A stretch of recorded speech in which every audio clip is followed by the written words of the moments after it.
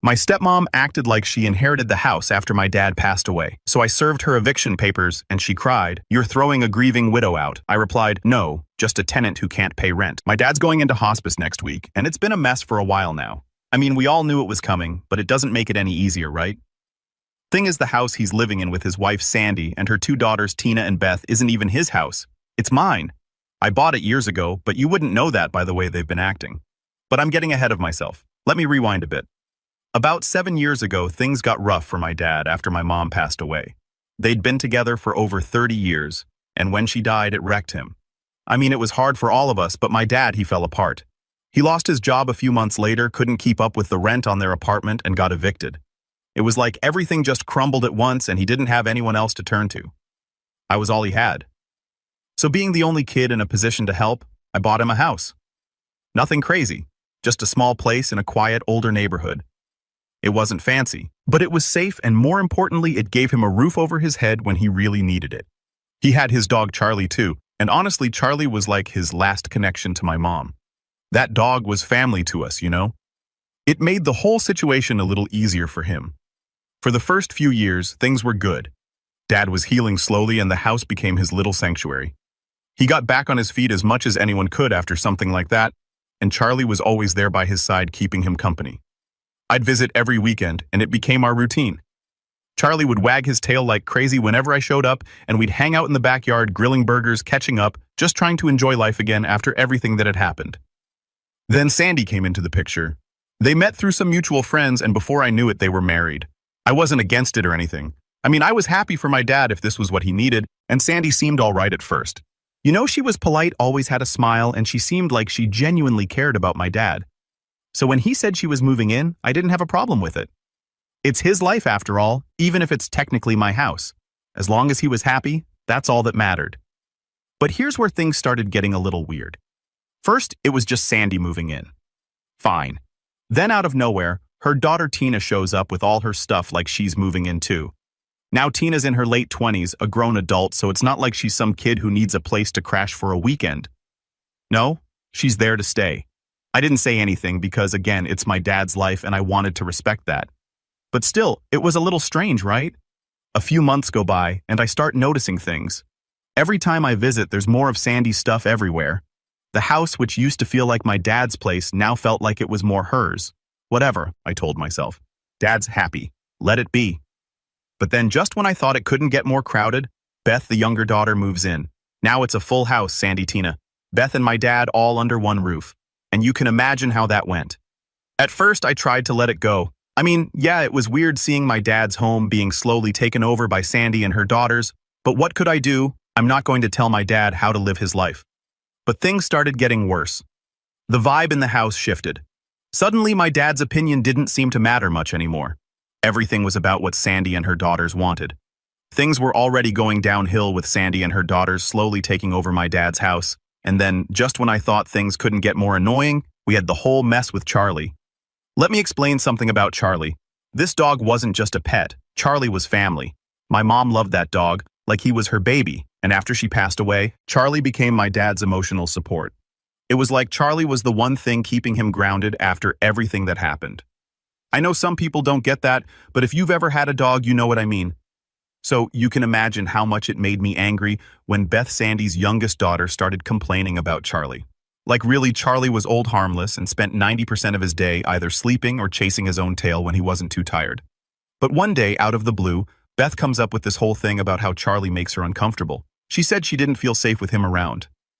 Now, I'm not one to dismiss people's fears, but come on.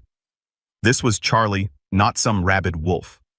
The guy was 12 years old, could barely make it up the stairs without needing a break, and was about as dangerous as a pillow. I didn't take it seriously at first.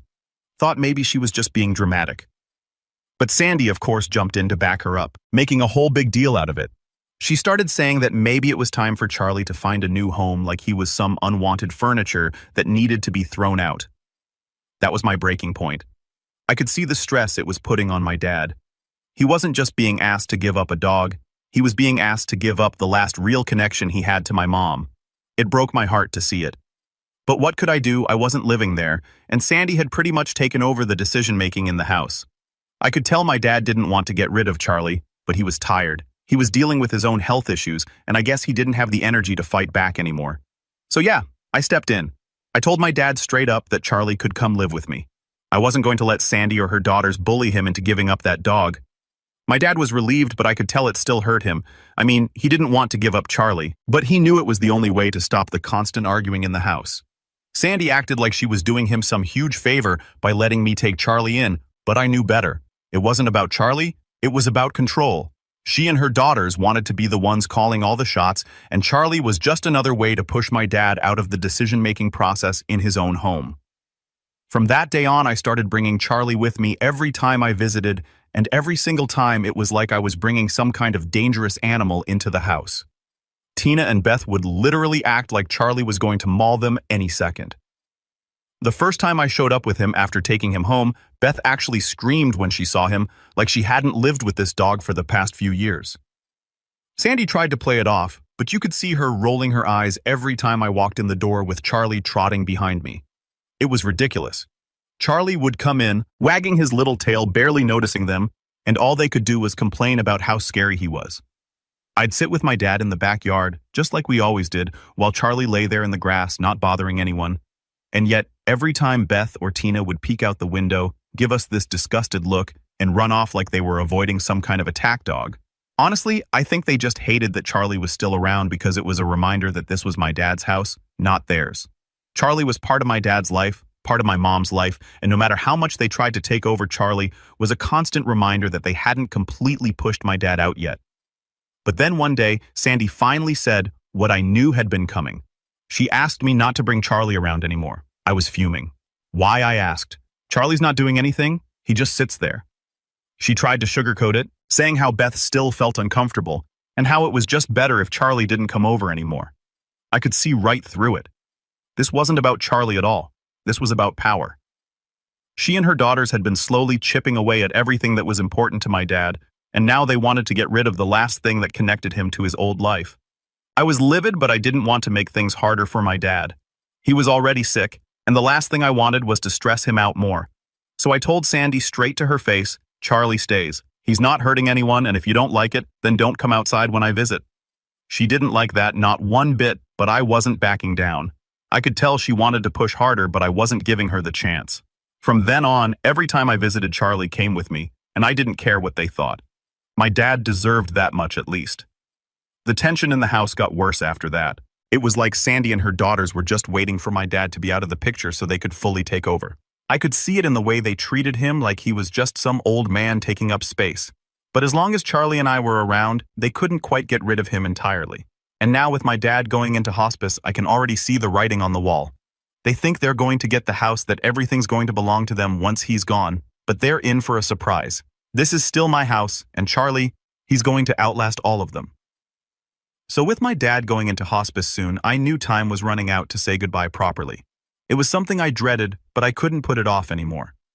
He wasn't doing well, and I needed to see him, especially since I'd been taking care of Charlie ever since Sandy and her daughters basically forced him out. I wanted to bring Charlie to see my dad one last time, let them have their moment before everything went downhill.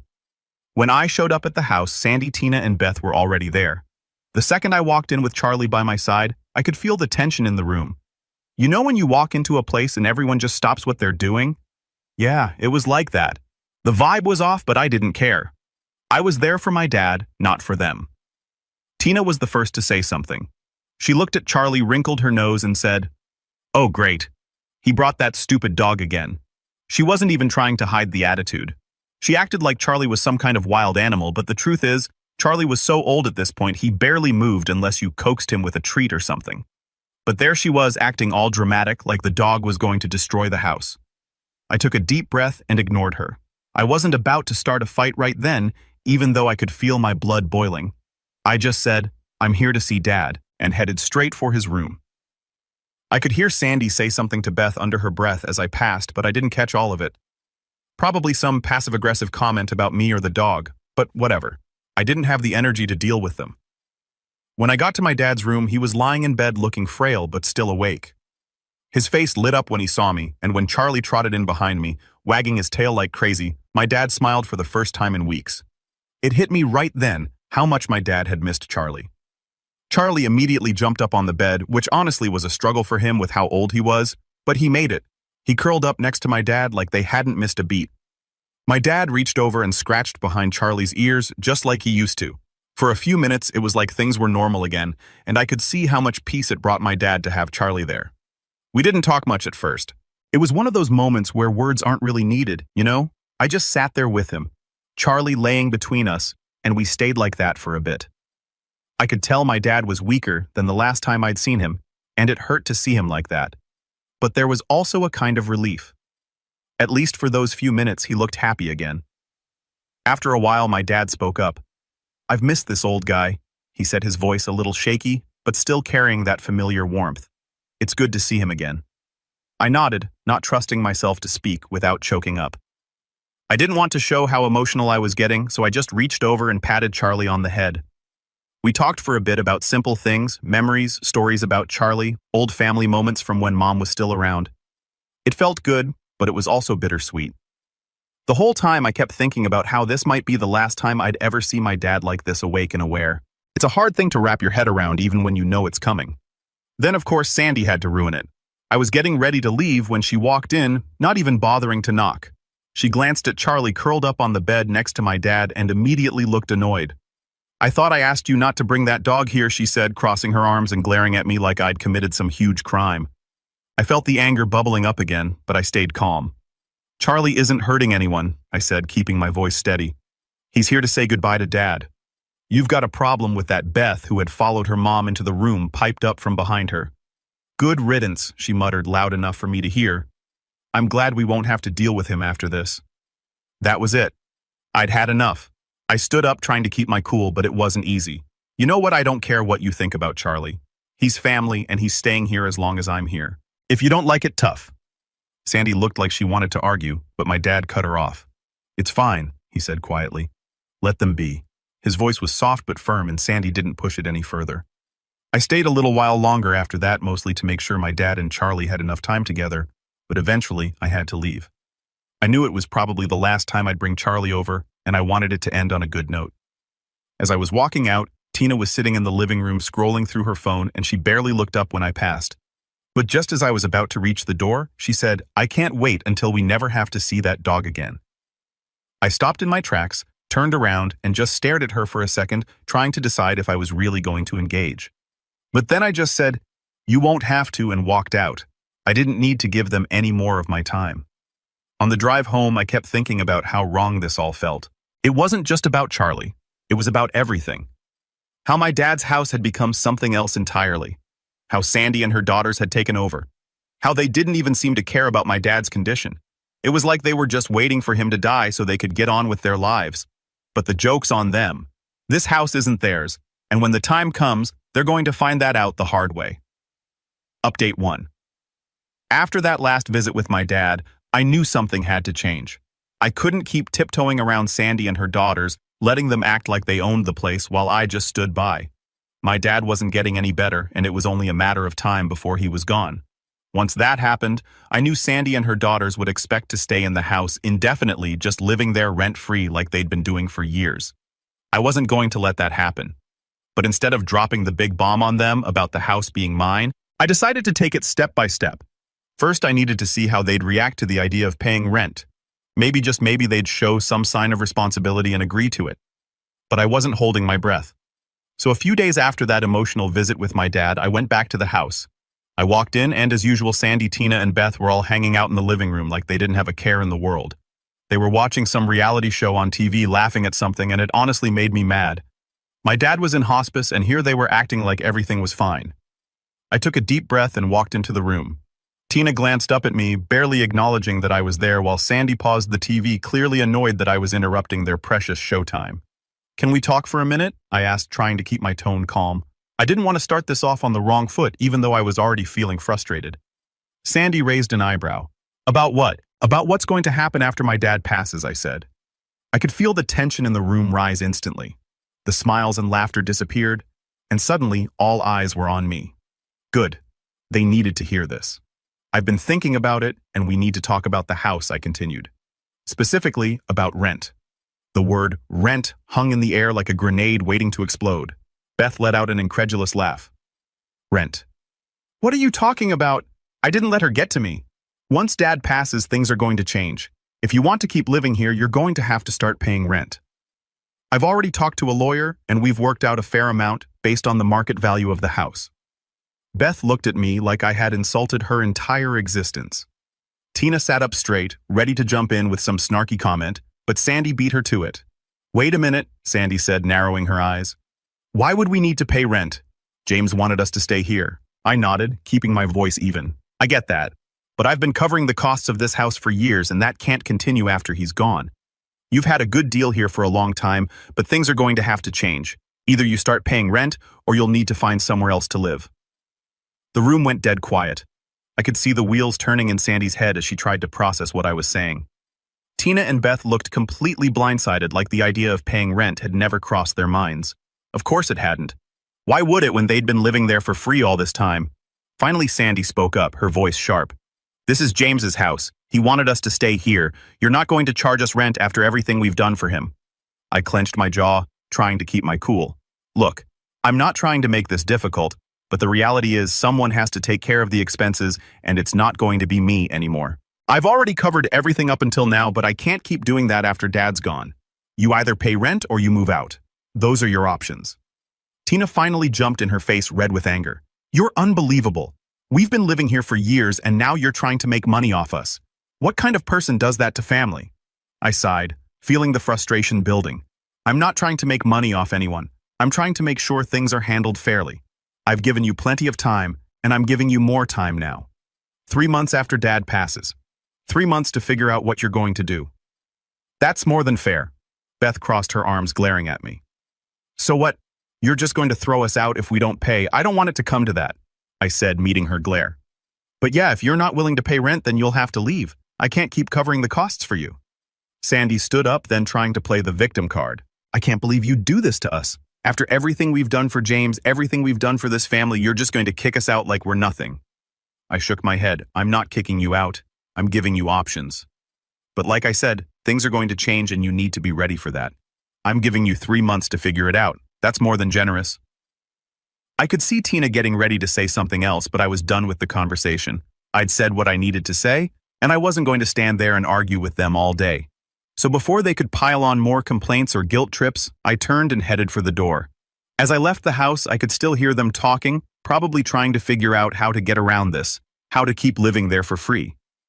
But I wasn't going to budge. I'd given them their choices, pay rent or move out.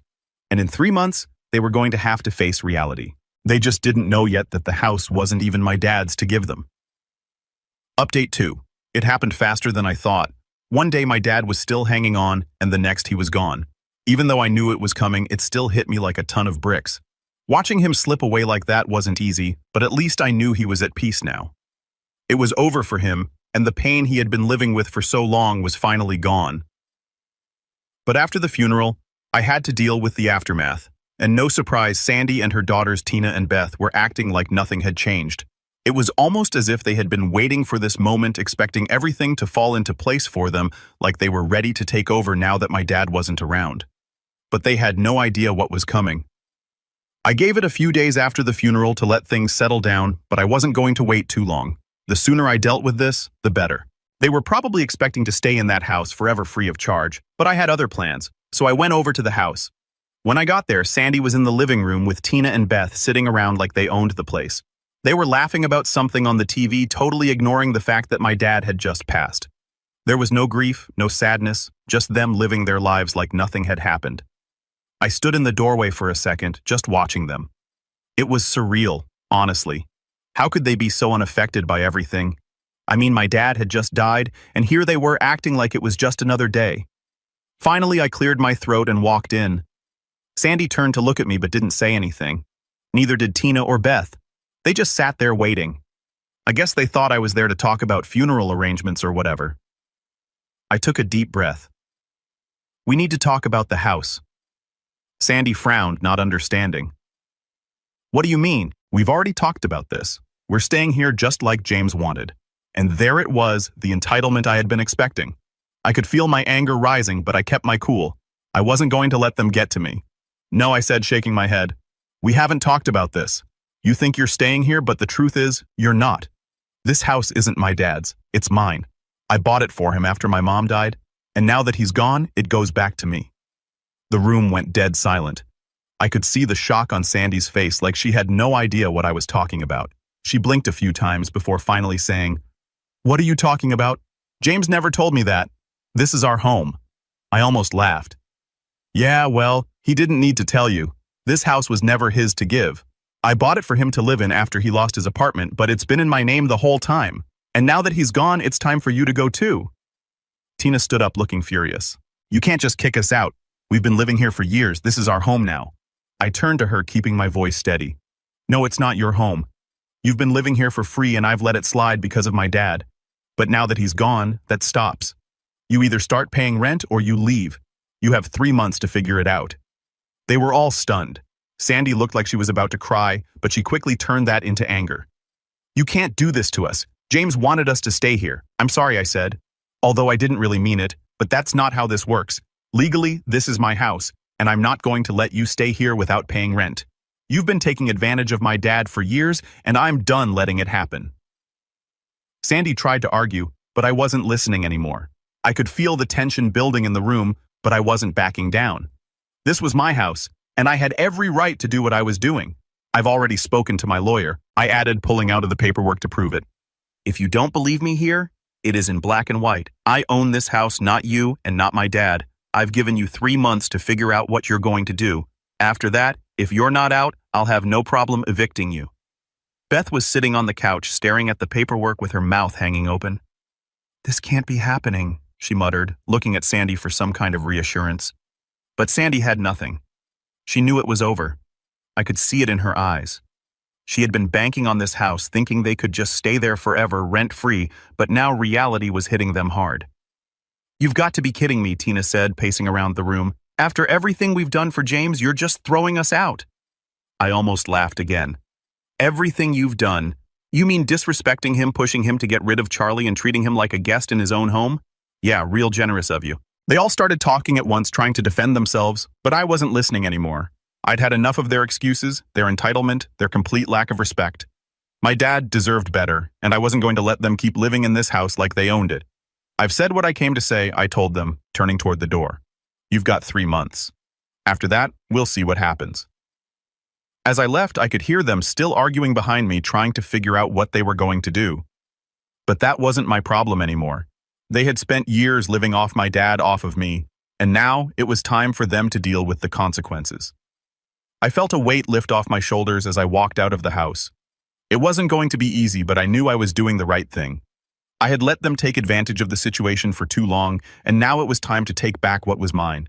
This house wasn't theirs. It never was. And soon enough, they were going to be out of my life for good. Update 3. So, after I told Sandy and her daughters they had to move out or start paying rent, I figured that was the end of it. I mean, what else could they do? I had the law on my side, all the paperwork showing I owned the house, and I gave them more than enough time to figure things out. 3 months was fair, right? Well, apparently Sandy didn't think so, because get this. She tried to sue me. Yeah. Sandy actually went to a lawyer and filed a lawsuit claiming she had a right to stay in the house because she was my dad's wife and had been promised it after he died. When I first heard about it, I almost laughed. I got served the paperwork one afternoon while I was at work, and my first reaction was, "You've got to be kidding me." I mean, what was she thinking? She knew I owned the house. I'd shown her the documents, spoken to her calmly about it, and even gave her more time than most people would to get her life sorted out. But no, apparently that wasn't enough. She decided to take it to court, thinking she'd somehow win. Now, I've never been a fan of going to court. The whole process is just a headache. But at the same time, I wasn't worried. I had my lawyer lined up and ready to go, and I knew we had everything we needed to shut this thing down before it even got off the ground. The first thing I did was call my lawyer. He was calm about it, probably because this kind of thing happens more often than you'd think. He looked over the paperwork Sandy filed and was like, "Yeah, this isn't going to go anywhere. They don't have a leg to stand on." But even knowing that, I was still annoyed that I had to deal with this at all. I mean, come on. They had already been living in my house rent-free for years. What more did they want? Anyway, the whole thing dragged on for a couple of months. Sandy was making all these claims about how she was promised the house by my dad, even though there was zero paperwork or proof to back that up. She tried to play the grieving widow card, acting like I was this evil guy kicking her out of her home. But the reality was, she had no legal claim to the house at all. During the hearings, I had to sit there and listen to her lawyer try to spin this story about how Sandy and my dad had plans to leave the house to her after he passed, and how she had put so much into making it a home for them. Yeah, sure. What she left out was how she and her daughters had taken over the place, treated my dad like a guest in his own house, and tried to get rid of Charlie, my dad's dog. But of course, none of that came up. I kept my cool through most of it. I knew the judge wasn't buying it, and my lawyer was doing a great job shutting down every claim Sandy's lawyer made. We had all the documents to prove that the house was mine, title deeds, bank records, everything. So every time they tried to bring up some promise my dad supposedly made, we hit them with cold, hard facts. One of the more ridiculous moments was when Sandy tried to claim she had made improvements to the house and that she deserved some kind of compensation for that. Improvements. The house was in the same condition it had been in when I bought it. If anything, it was in worse shape because they hadn't taken care of it properly. My lawyer pointed that out and the judge shut that argument down real fast. And to make it even better, Sandy's daughters Tina and Beth had the nerve to show up in court and act like they were victims in all of this. Tina tried to talk about how they had been living there for years and how it was their home, and I just sat there thinking, you've been living there for free, and now you're trying to act like I owe you something. I wanted to say something, but my lawyer gave me that look that said, let it go, so I stayed quiet. It didn't take long for the judge to make a decision. He basically said what we all knew from the start. Sandy had no claim to the house. There was no will, no written agreement, nothing that showed my dad had ever promised the house to her. And since the house was legally mine, Sandy and her daughters were going to have to move out. I wish I could say I was surprised, but honestly, I wasn't. I knew this was how it would end. The whole lawsuit was just a desperate attempt to hold on to something they never had a right to in the first place. The judge gave them a final deadline, 2 weeks to move out, or the eviction process would start. When we walked out of the courtroom, Sandy wouldn't even look at me. She just stormed off with Tina and Beth trailing behind her, all of them acting like I had done something horrible to them. But I didn't feel bad. I'd given them more time and more chances than they deserved, and they still tried to take advantage of me. In the end, they didn't have much of a choice. After the court ruling, they packed up and left. I didn't hear from them again after that. No more phone calls, no more texts, nothing. It was like they disappeared, and honestly, I was relieved. The whole thing had been a nightmare, but now it was over. The house was finally mine again, and I didn't have to deal with their drama anymore. Sure, it had been a long, exhausting process, but I came out on top. And Sandy, well, she lost. It didn't matter what promises she thought my dad made. In the end, the law was the law, and she couldn't change that. So yeah, she tried to sue me, and she lost. Now the house is mine, and they're gone for good. And honestly, that's all I ever wanted.